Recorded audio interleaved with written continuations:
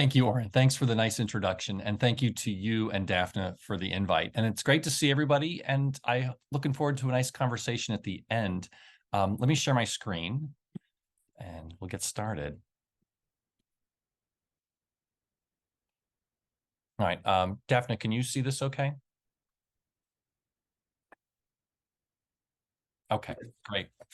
So what I'd like to do is I'm going to start this talk, first of all, with an apology and then a quick story. As Oren said, I'm from New York City, and I know at least from a quick scan in the chat that there's other people from New York City. So Christina, Rachel, Kristen, Claire, Julie, and a few others. Perhaps, I'm sorry if I missed you. The chat was going very quickly. But if you're in New York City, you know that one of the challenges of having a Zoom meeting is that there's always construction going on across the street. And that's, of course, what's happening here. So if you start to hear loud drilling and things, well, that was not part of the talk. It's just part of the background. If I wanted to start also with a story, I want to talk about one of the problems that I felt motivated this particular project that I'm going to share with you. And the problem is not that this shelf is about to collapse under the weight of these books. The problem is that the texts that teachers select for their classroom often are pre-selected for them, meaning that they're often already in a school library or in a class library or in a collection that they share with other teachers. And these collections are quite rich, but they might be where they're taking their selections for their texts, meaning they're not going out and buying the ideal texts, whatever that may mean, but they're going to be making do with the texts that they already have access to. So what I was curious about, how could we make a process that worked on the focus on decision-making for curricular materials and not one that was centered on using any particular text? So the talk that we're going to look at today is that process that I'm recommending. And it's actually quite simple. It's something that occurs along a spectrum with 3 general points. And I'll get to that in a second. Let me tell you a little bit about where I'm coming from, at least as far as my theoretical framework and thinking. And again, I'm not going to go into a terrible depth here, but we can certainly talk more about it after if you're interested. You know, I'm very much a social studies researcher, and I'm very interested in civic engagement through the work of Westheimer and Kahn. The idea that civic engagement can be evaluated through 3 kinds of responsibilities. So again, if you're personally responsible, you would recycle. If you are a participatory citizen, you would organize a recycling drive. And if you are justice-oriented, you're going to ask questions as to why we're consuming so many single-use materials and why aren't corporations helping to recycle them, and the responsibility instead is falling to local municipalities. I'm also going to draw on work that I've done with colleagues at other institutions. For example, the work I've done with Tim Patterson at Temple University. I'm very interested in how representations of enslavement occur in children's books. And I've used a similar method as I've done in those works, where there's not a particular book that you should or should not be using. It's more about how you choose the books and how you get them to talk to each other, how you get the students to think about them. For this particular talk, I'm interested in 4 kinds of responsibilities, and I labored over what to include or whether to actually include this slide at all, because we're clearly leaving things out. But for the purposes of this talk, I'm focusing primarily on the responsibilities for self, family, local community, and then larger government and corporations. And I chose this primarily because I'm acknowledging that the readers of the books that we're going to be looking at are young, elementary level. So anyway, let's talk a little bit about the framework, or the spectrum as it would be, that I've used here. So what this talk is about curricular decisions and how you can make decisions about the books that may be already in your collection or your library. This is not a talk about use this book and not that book. What I've done here is I've created three categories. The first one being selective tradition. Selective tradition, this is the most problematic category, for lack of a better word, for books about climate change. The problem of climate change in these particular books are unclear, and who should take action, if at all, is also not clearly stated. Social conscious texts. These take the problem of climate change seriously, but create at least one problem. And one of the problems is that the reality of climate change, or the science that is used as its evidence, is not clear.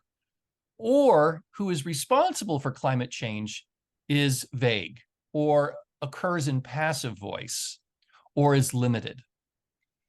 For climate conscious books, who is responsible is quite clear, and it also has a nice balance between the individual and corporate actors or leaders. And the actions are quite robust. It's a balance between limiting CO2 emissions with lobbying those who are in power. So what I would like to do is I'd like to walk you through some examples that I feel kind of go in these spectrum points. Now, I'd like to point out, though, that I've used a spectrum, that it's very hard to put a book in a particular category because these books are quite rich in their viewpoints. But I'd like to pick a few examples to kind of demonstrate how I'm foreseeing the spectrum possibly working with decision-making. And then at the end of this, I'm going to recommend how this might actually work making classroom decisions. So let's talk first of all about the selective tradition books. I'd like to talk about two samples. The first one is the book called The Problem of the Hot World. And this book was published in 2015. I love the drawings in this book. It's really great, but it does present problems about climate change. And of course, the book starts out that there's some kind of a problem, and it sounds like they're describing climate change. And the question is, well, what should we do, right? We're interested in responsibilities. And basically what they decide to do is to not address the problems of climate change, but rather we're going to travel back in time. And we're not traveling back in time to address the problems of CO2 emissions. We're just going to simply travel back to a time when there was less CO2 emissions. And that's how the book ends. They lived happily ever after. So again, the selective tradition here is quite apparent. We're not sure what is causing climate change. It's not clear who is responsible for it. And the action that's taken completely sidesteps the causes of climate change. And again, I'm not even sure if this book is serious, but that's what it presents. There are several other books that I could have chosen, but I picked this other one just because of its simplicity for sidestepping responsibility. Global Warming and the Dinosaurs. This is a 2009 book. Again, fantastic history, fantastic illustrations. But one of the arguments that they make is that when the climate changed during dinosaurs era, the titanosaurs, for example, lived far north in Siberia, evidence that dinosaurs could simply move north in a way to adapt to climate change. And the argument suggests then, well, if the dinosaurs adapted to climate change, then humans will too. And there's no real suggestion for responsibilities in the present. It seems more of like a parable from the past is applicable to now. We'll revisit some of these books in a minute. The social conscience books. These books are very challenging because they acknowledge the realities of climate change, but they may do it in a problematic way by citing evidence that's not very strong, or they might equivocate that a few people who are detractors equals the near unanimity of the problems of human-caused climate change, or the responsibilities for taking action is not clear. Let's look at a few examples of these books. So let's look at What Every Child Should Know About Climate Change. This is a 2017 book. I like this book, and we're going to discuss some of the sections that I really like about in this book later. But what I'd like to point out is this sort of wobble that I would describe on the certainty of human-caused climate change. So, for example, some argue that warming is part of a natural cycle. And it's like, well, yes. But what I'm really concerned about is if you look at work by Linus, the recent study in 2023, in their study, they found only 4 of 3,000 papers were skeptical of the idea of human-caused climate change. Again, that's 99.9% certainty. So any book that seems to suggest that there's not consensus, for me, falls into social conscience. Because to me, if you read it carefully, it says, although almost every competent scientist agrees, it allows in that conversation for climate skepticism. And we can certainly talk about how we might address climate skepticism in the classroom. But for me, I think it's important that teachers flag these kinds of books where it's not clear that scientists do not debate this topic. Let's look at a book called Global Warming. This is from 2008. This particular book is in the social conscience category for what I would describe as a rarer problem. So, for example, when they say that climate change is a problem, the evidence that they use is kind of not the strongest climate data. For example, they use here temperature rises globally over the last century, and the data is in line with what is accepted. But this is not the data that we should be using to make the case for climate change. I think you could poke holes in this particular argument quite easily. And so what I'm arguing, and this will be something we'll point out later, would be to use what the greenhouse effect talks about in their 2020 publication. They use the more familiar graph. You might have seen this in other publications. This is Luti's work, also been adapted by NOAA and other groups.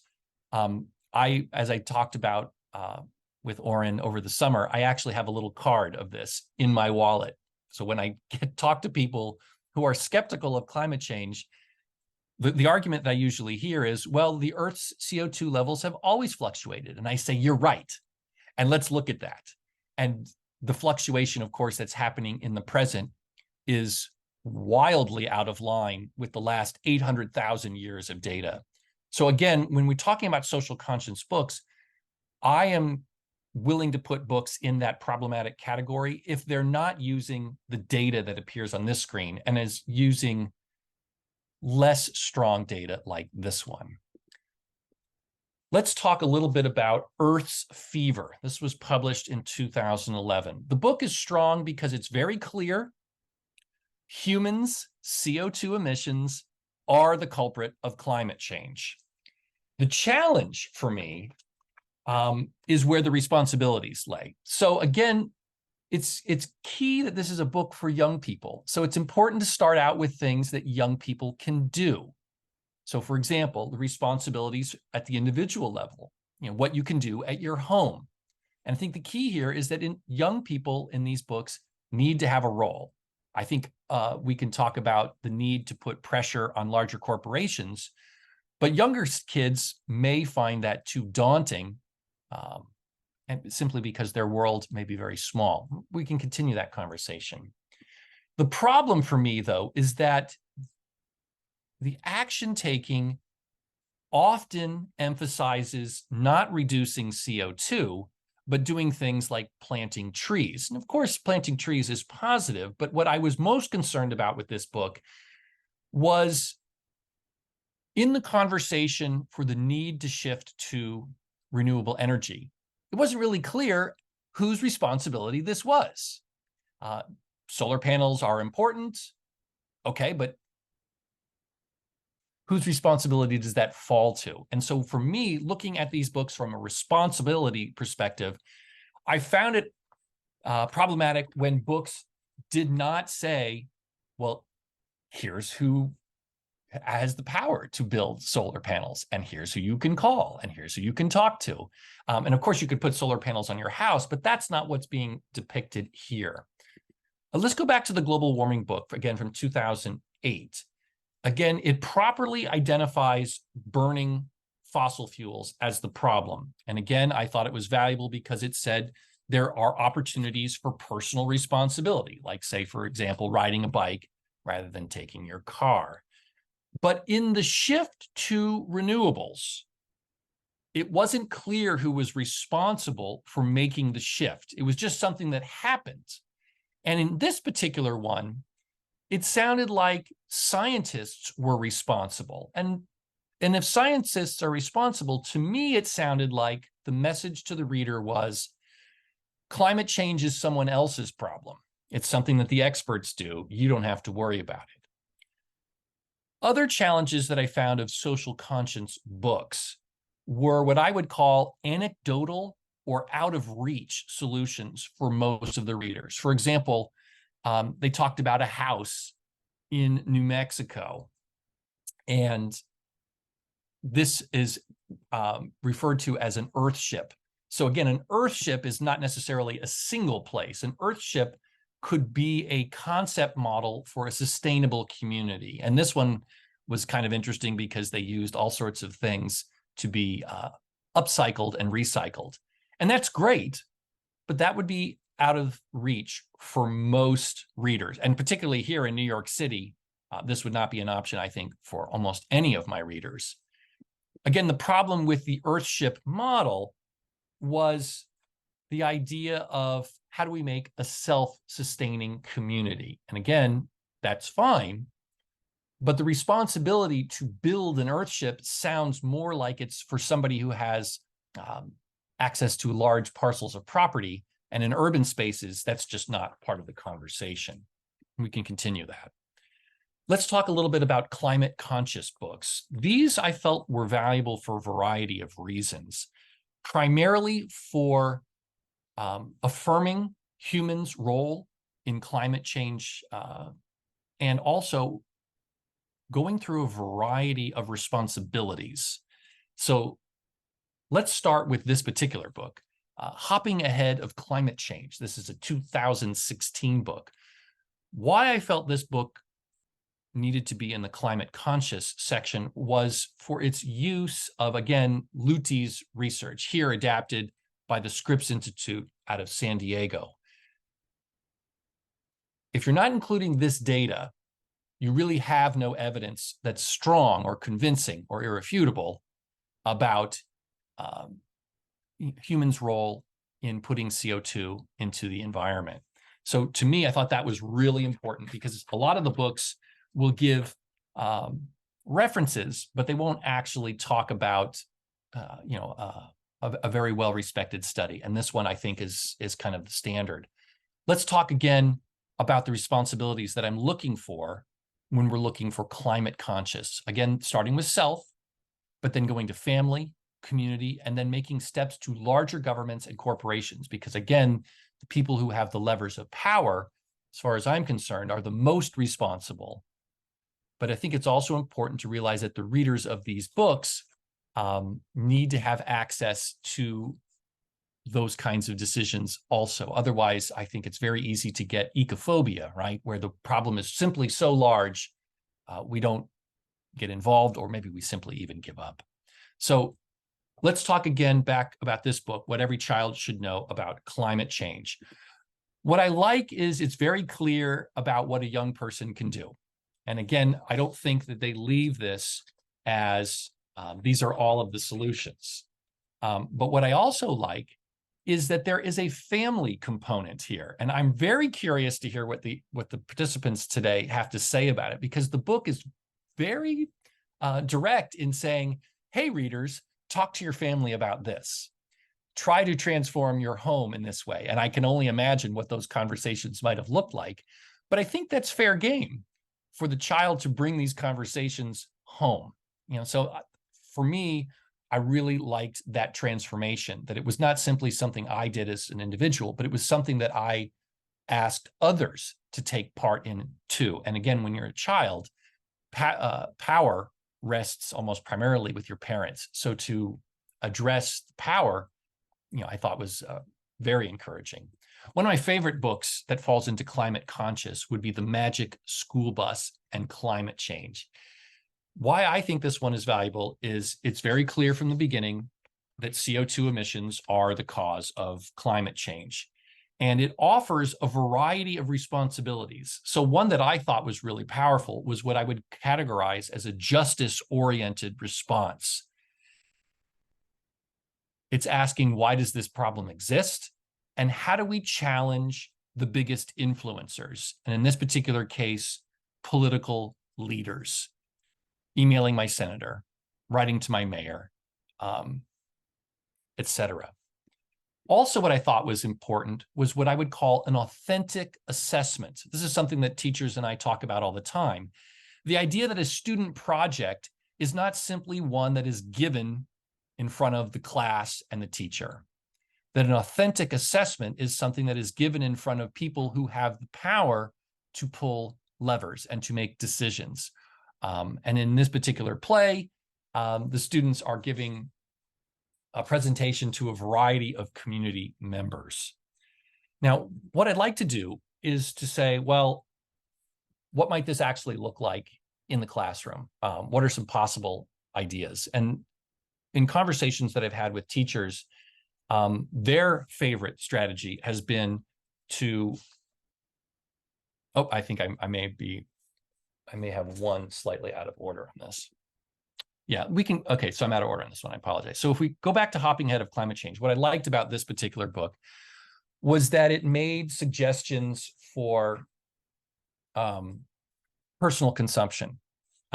This one I thought was the most striking, to eat less meat. This one always seems to strike a political chord in the United States when we talk about eating less meat and things like that. But I also liked this one here, where it was urging parents to make decisions. Now, I don't know how many phone calls teachers want to field by having instruction of this kind of nature, but I think it's a very interesting conversation to talk about responsibilities. And also talked about groups that students could find more information about, which I thought was nice to connect with other responsible people. And again, the conversation talked also about sharing your knowledge, that you are responsible not to act on your own, but to encourage others to act as well. All right, so anyway, to the slide that I was looking for. What I'd like to model here just briefly, and then I think I'll pause my talk and maybe we'll have a conversation, is to put multiple texts in conversation with each other and then ask students a variety of questions about the differences that they may see in those texts. So let's look at a few of them. I want to talk about this book. This is Global Warming with Max Axiom. This is a wonderful book. It's a really fun story, and the illustrations and the storyline are fantastic. Here, the responsibility lies with the reader, and the action, use less electricity. We'll use an excerpt from The Magic School Bus and Climate Change. Again, also a 2008 book. The responsibility lies with the reader, and the action is call those in power. Also with that book,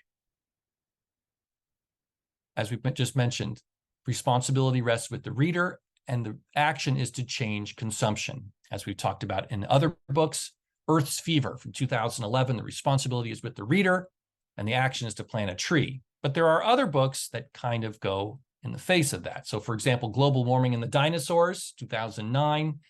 Again, if the titanosaur can adapt, so can humans. So the responsibility rested with no one. So it's not a problem. And then, of course, this strange book, this was Problems of a Hot World from 2015. The responsibility appears to be no one, because the solution is to time travel. And again, to time travel, not to fix the problems of CO2, but just going back to a time when there was less emissions. So I guess they're just going to relive this problem all over again. And again, I'm not totally sure if this book is serious, but that is the story that it puts out there. So the questions that I've seen teachers use and conversations that I've had with my own students would be to ask, why do you think the authors did not agree on who was responsible for addressing climate change. Let's put the conversation to the texts themselves. Also, why do you think the authors suggested very different solutions to climate change? And then, of course, I think the goal here is, of course, with context, to have conversations about who do you think is most responsible to take action? And what action do you think that should look like? And of course, I don't think this conversation should fall just within the analysis of these textbooks. I think it should fall into a more informed conversation about the role of CO2 emissions and so forth. But at that point, I think I'm going to pause. And my question, of course, if you're interested, is how do you approach decision-making when selecting and using texts about climate change? But I think we can also open it up to a broader conversation. But again, my goal here is to not say, use this book, not that book, but to use kind of this spectrum-oriented thinking of to identify how books address responsibility. And then with that knowledge, make decisions about how we might get students to think about the texts, and then in turn to think about their own responsibilities and others' responsibilities for climate change. So Oren and Daphne, thanks for having me. I'll pause here and maybe we'll have a broader conversation. Wonderful. Thank you so much, Jay. I suggest we start with a quick round of questions and comments to Jay, and then we'll move to breakout rooms where we can discuss one of the questions that Jay posed at the end, and then come back with insights from the small groups. So if people want to raise a question, just raise your hand virtually or not, and I'll call on you to ask a question.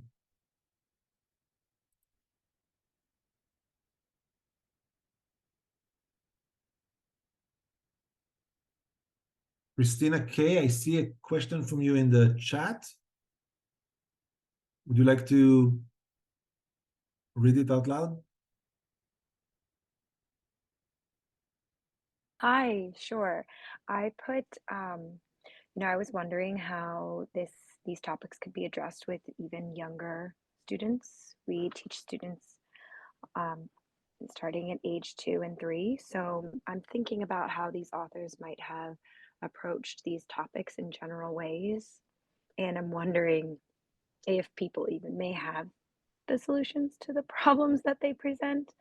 So just kind of thinking about that. I don't really know which side I am on, or I don't really know what the answers to those questions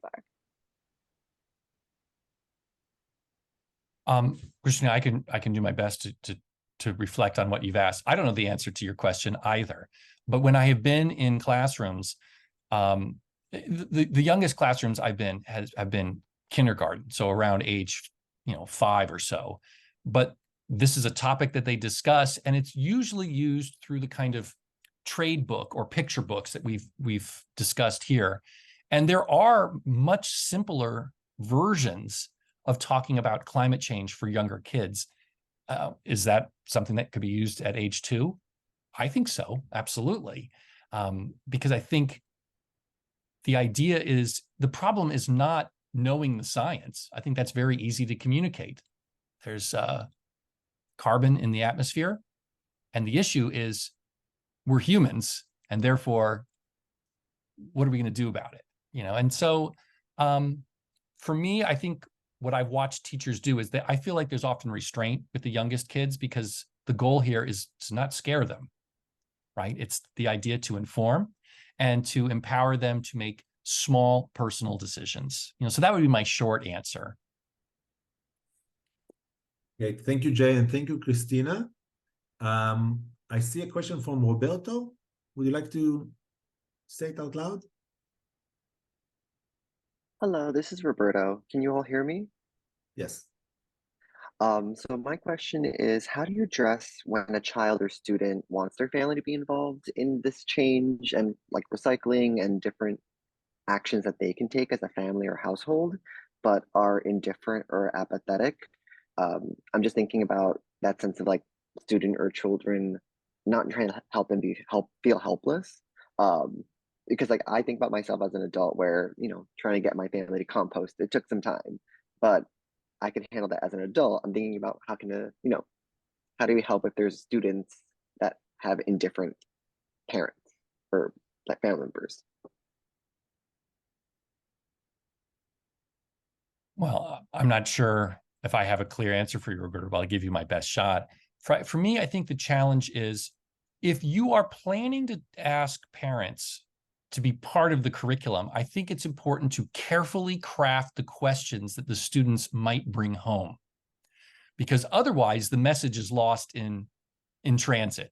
And you're probably going to get some parents who are saying, wow, you're bringing your agenda into my home. This is not what I want. So I think whatever conversation happens is you want to carefully script it, for lack of a better word, to make sure that if you were having a conversation at a back to school night, that you would feel comfortable sharing those kinds of questions with parents. So to me, it's not what they should do. It's a question about what's important for us and what kind of household do we want to have, and then go from there. And I'm curious what the audience has to say, but that would be my thought. Okay, thank you, Roberto, and thank you, Jay. I see a question from Sonia and from Charlotte, and I also invite other colleagues. I know a couple of you have experience working with young kids. So if you want to chime in and offer your own take, that would be great. And also, I saw a wonderful recommendation from my colleague Joe Henderson, for a piece that came a couple of years ago in Nature about the intergenerational impact of climate education and how it's trickling back to the families, which I think speaks to Roberto's point earlier. Sonia, would you like to read out your questions so we can get to know you? Hi, thank you. Yes, very interesting. And some of this might already have been answered. It's kind of the unanswerable questions in many ways. But I feel that talking about climate change is really bringing a social context into the classroom and into that learning space. So it's what's going on outside of that classroom that becomes kind of important. And so I wonder how you might navigate the political aspects of something that's politically charged, as you just mentioned. Anything. I mean, I'm taking meat, but there's a bunch of other things. We already know there's a backlash against, a political backlash against greening anything. So my point really is that as academics, we tend to present information, we tend to present the science. But how do you talk to people for whom cultural aspects are more important than the science and sometimes trumps that? Or wow, I made a I made a psychological slip there. But yes, how do you begin to think about it in cultural terms and expand that story rather than looking at it purely from information or science? Thank you. Thanks, Sonia. Again, you're right. This is an unanswerable question, but I'll give it my best shot. I draw inspiration from a curriculum that was built around Spike Lee's film When the Levees Broke, which was about when Hurricane Katrina destroyed parts of New Orleans. The curriculum was called Teaching the Levees. And in Margaret Crocco's work, there were some really key questions to ask that I use in this particular case. The overriding question that she was using to guide the curriculum was, what kind of country do we want to be? And so it was identifying the need to protect all Americans, not just some. And so when I have these conversations with students, the science is settled. That's really where we just move on from that. It's much more of a question of, what kind of a person do I want to be? What kind of a life do I want to live? What kind of family do I want to have? What kind of family do I want to guide? What kind of community do I want to live in? What kind of city do I want to live in? So it's more about what kinds of things are important to me. And I think it's very important that when we talk about sustainable living, we talk about what is important for students to sustain that's in their own lives first.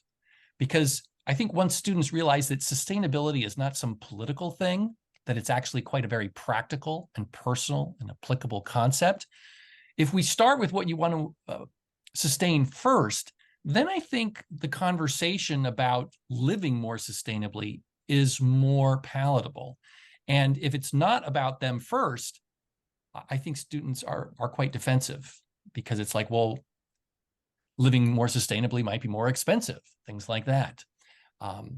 Those are the kinds of approaches that I use. And I've seen teachers start out when they do a unit on climate change with the first few days on where they make collages about things that they want to sustain, and sustaining not just like things that, you know, might die in a few years, but it's more of like broader things like faith or family and so on. Just my thoughts. Thank you again, Jay. We'll take 2 more questions, and then we'll move to a small group discussion. And from the comments I see in the chat, it seems like we're going to have a wonderful small group discussions around the whole concept of responsibility that was in Jay's talk, throughout the talk, from the title to the different details. So I want to invite Charlotte to focus us on the question you would like to ask about other forms of media. Yeah, hi. Thank you, Jay. Really interesting conversation, and I hope that I don't derail it with my comments.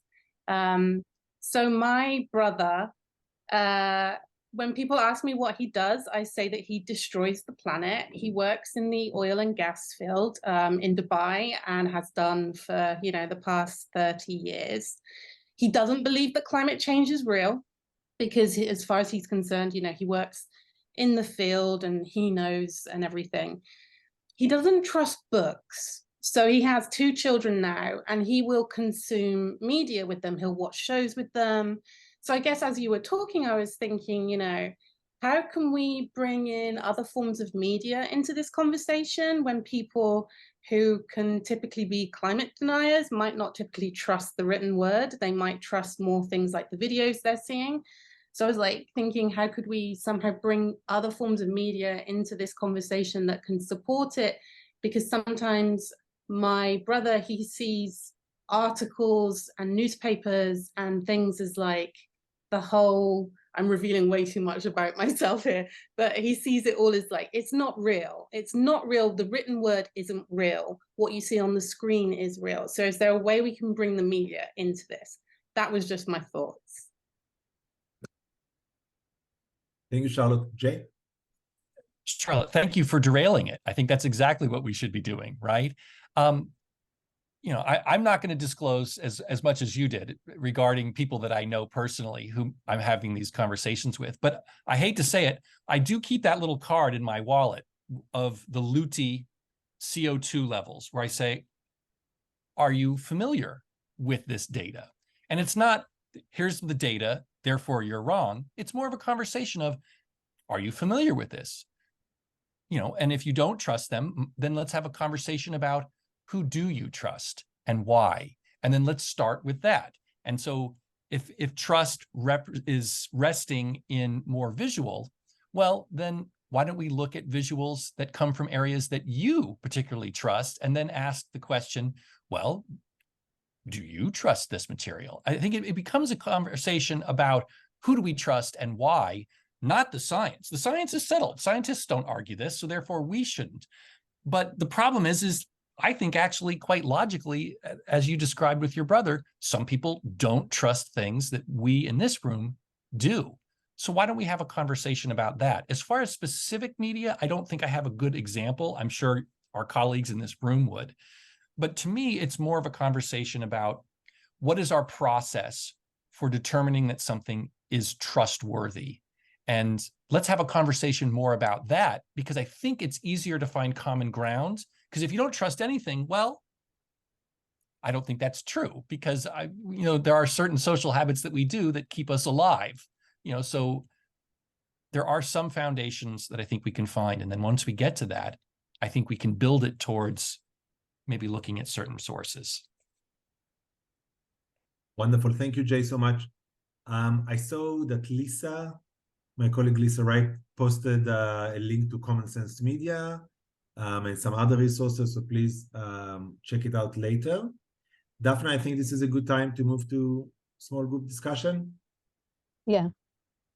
Okay, so Jay, is there any specific question you would like us to grapple with as we go to small group discussion? I think that one of your slides had a good question for us to consider. Is that the one you want us to talk about, maybe?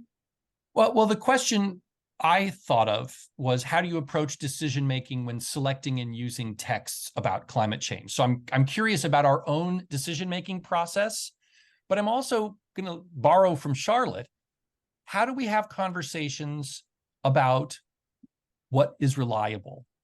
How do we talk about conversations about what we trust? Because the climate change problem is not about science, it's about trust, and it's about, you know, who we believe. Again, climate change was not as much of a partisan issue as it is today, but that's another conversation. So that would be what I'd recommend. How do we approach decision-making when selecting and using texts about climate change? And when I say text, it could be any resource, I suppose. I'm curious about our decision-making process. Okay. Owen, maybe we can write the questions in the chat because it will be easier. Jay, can you type quickly the last question you suggested for us in the chat so people can have it? Yep.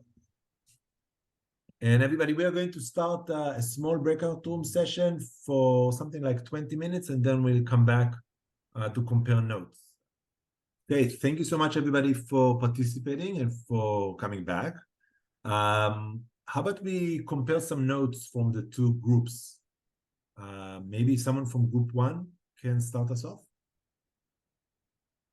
I believe I was in group one, so I'm happy to share a few notes that we had. And if I miss anything, please group members chime in. I'm only one person. So we did hit upon a few items that we felt were like pretty to the point of Jay's talk. So one is that we talked a lot about being culturally responsive and what does it mean to have climate change education that is culturally responsive, given the different spaces and places that the individuals in the breakout rooms work and the way that they educate, and that social context is fundamental to how we're thinking about climate change education. We also tapped into drawing out from learners their own knowledges that they bring to the classroom. So in what ways can they help us co-construct climate learning, and in a way disrupting a little bit of this top-down information of this is how we must care about climate, this is what we must know about climate, instead sourcing some of that information from the learners within the classroom that is age appropriate. So if that's for college students, co-creating a syllabus, or if that's for younger learners, asking them about anecdotal stories about how maybe their families or maybe their local environments have changed due to climate change or environmental degradation. So these are some of the ways that we talked about tactics, about actually doing that. And when, Jay, to your question about trust, I think one thing that we are really thinking about as a whole in the conversation of when trust as a society is really fraught and maybe challenged institutionally and curricularly and pedagogically, that maybe trust relies within the most local of environments, that being the classroom, maybe between students and between teacher and student. So that kind of goes back to the co-construction of climate learning, of maybe starting where the trust is inherently, and then building out from there rather than saying like, look at all these actors that we distrust. Maybe there's a different way of looking at it to say maybe we can use the trust that already exists. Thank you, Darren. Anyone else from group one would like to add to what Darren was just saying?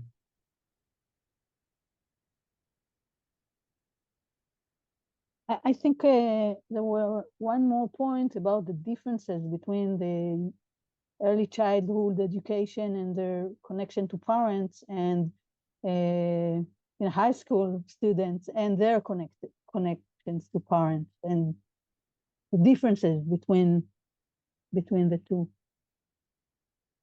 Okay, great. Let's move to group two, and then we'll open up for another round of Q&A and discussion. Group two.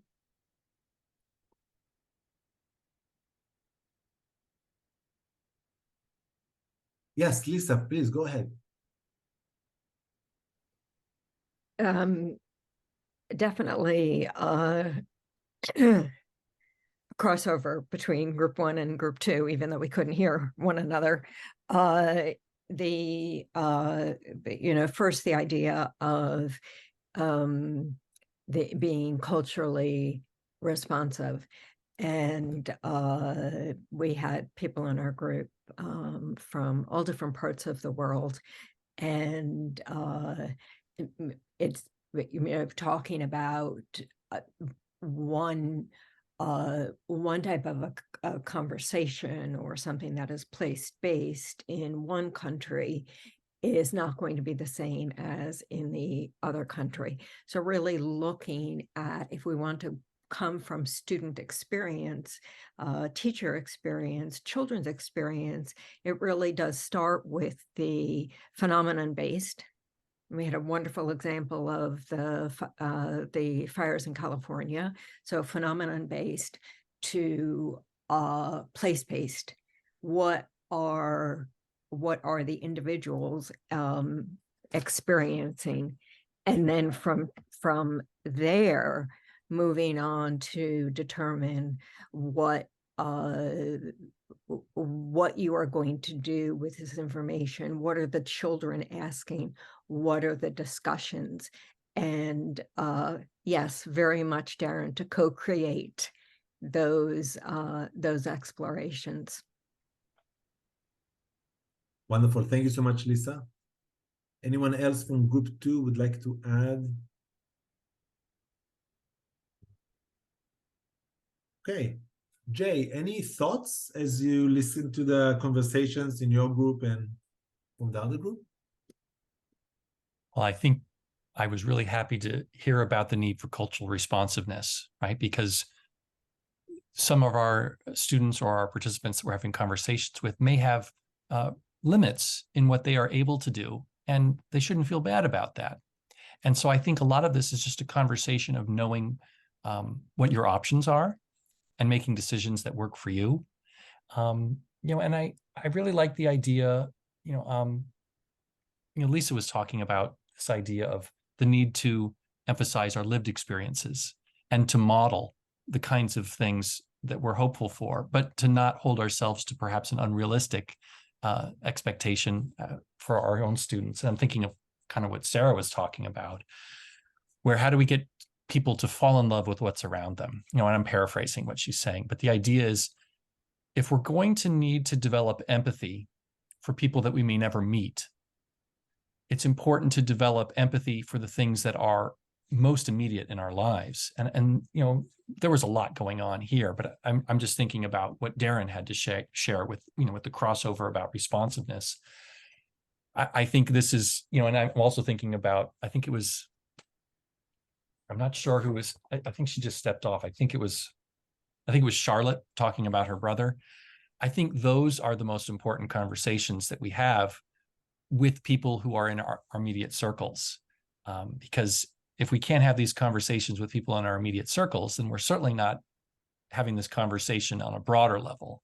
And I think it's a nice reminder that at its core, the climate problem is a human problem, and how do we deliberate that? Well, it sounds like there are many, many fine ideas, and, I'm feeling optimistic. Okay, thank you, Jay. Any final questions from the audience to Jay or comments about our conversations today?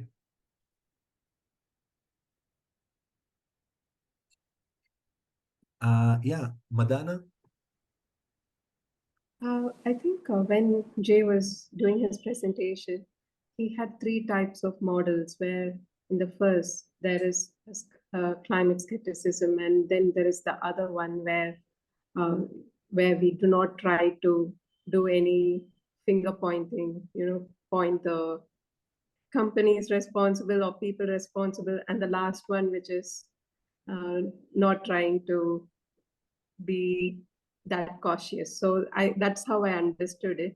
So in the second one, where I was wondering if we actually point towards companies and corporations that are polluters and have destroyed a very vast section of the planet, how does it work? Because we could face a backlash. Is that so important, more important than communicating the other aspects of sustainability? Or should we really, is it important? That is my question. Do we really need to point fingers at corporations? Because in a country like India, that might, put this kind of climate education to a complete stop even before it begins. So just to be on what is the larger picture, it's actually about teaching our children, our students, how to live sustainably in a world that is short of resources. So how important is this pointing the finger at the actual people who create these issues? Is it important? Do we really need to bring that into the conversation, or we have to skip it for the time being for the purpose of being allowed to go on? Thank you. That's a great question. Yeah, Jay, go ahead. Teaching about climate change is inherently about courage.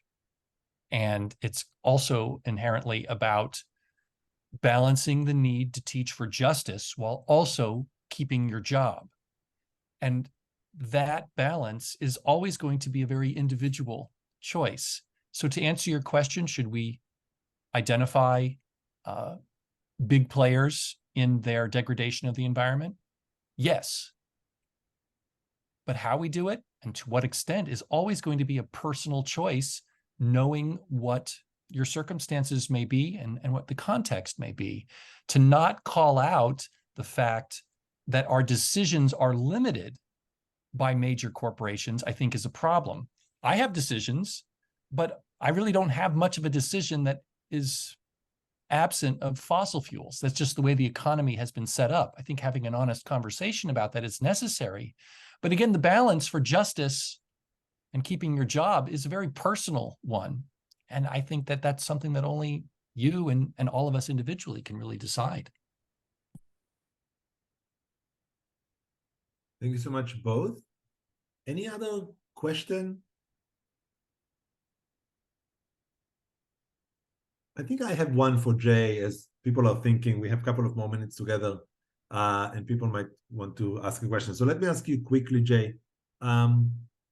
Moving or shifting the conversation a little bit to research about this topic, how do you, what kind of advice would you give to a doctoral student or a master's student listening to us today on how they can take this kind of domain of literature, social studies, and climate change and start asking research questions for a master thesis, for a dissertation? How would you start engaging this from a research perspective? Well, I think of my own conversations with my students where it's like, I think the most valuable things that you can do, of course, this is my bias, is make theory practice connections. There are some outstanding theoretical perspectives out there, but what does that actually look like in the classroom? And again, when I say the classroom, that could be traditional or non-traditional. Learning is all around us, of course. It doesn't have to be in a K-16 setting. But I think for me, I'm most interested in knowing what are the challenges that are going on in the teaching of these things, what works, what doesn't work. Again, that's a very personal and a very qualitative outcome. But I think we need to know more about these kinds of successes, because I feel like that's how we borrow from each other. And that's what teacher education, I think, thrives on, is knowing what worked in certain areas and for what reasons, but also understanding the contextual challenges, where, some states here in the United States, teaching the controversy of climate change is required. Well, there is no controversy, but how do teachers address those kinds of things in their classroom? To me, as a master or doctoral student, it's finding the people who are putting these things in action. I think that's the most interesting for me. Great, thank you so much, Jay. Anyone? I have another question.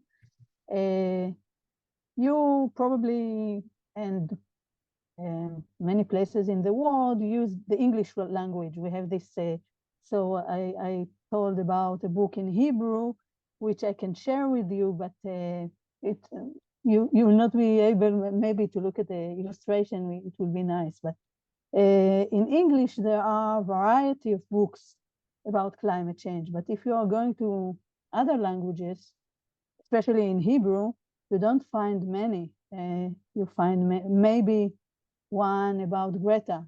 I think this is the only one that I know.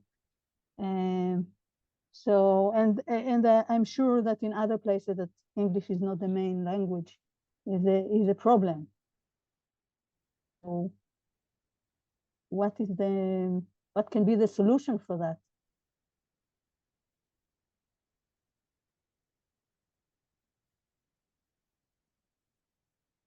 I think your question, I think, is more powerful than whatever answer I may have. And to me, it feels like there needs to be a collaboration, kind of along what Sonia was alluding to, of maybe we put together these types of resources that cut across language, context. I don't have a clear answer for you.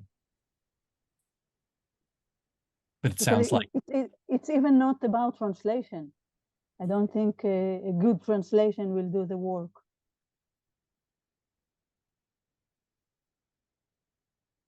I'm not sure the issue is translation. My fear is that because there is a gap in countries like Israel, there will be a translation of text from the US that will have the same problems that Jay was talking about them earlier. And not only that, it speaks to what Lisa was saying, that they will bring with them the context of the US in the text itself. And that I don't think will hit correctly or will resonate correctly with the Israeli audience, for example. So that's a great question. I think I saw a hand from Lisa, and I think we'll wrap up there. Lisa, did I see your hand a minute ago? You did, and I was thinking exactly the same. Daphna, is that it's not merely a translation, and I think that one of the practices that we use is we create our own books, and it's as simple as creating a Google slide deck for younger children that's really responsive to their own questions. And then I think it was Deepa who was talking in our small group about the program that she has, after school program for high school students on journalism and climate change, but also looking at what are the local experiences that are happening. Okay, thank you so much, Lisa. And thank you so much, everybody, for joining us today for the first session for this year. Daphne and I will be in touch soon with everybody about the next session, and we'll also share the recording. If you're interested in watching previous episodes, we talked about literature and social studies in previous sessions. I invite you to visit our website or our YouTube channel, where you can find the recording available there. Thank you so much, everybody, and see you next month. Thank you, Jay. Thank you. Thank you, Oren. Thank you, Daphne. Great to see everybody. Thank you.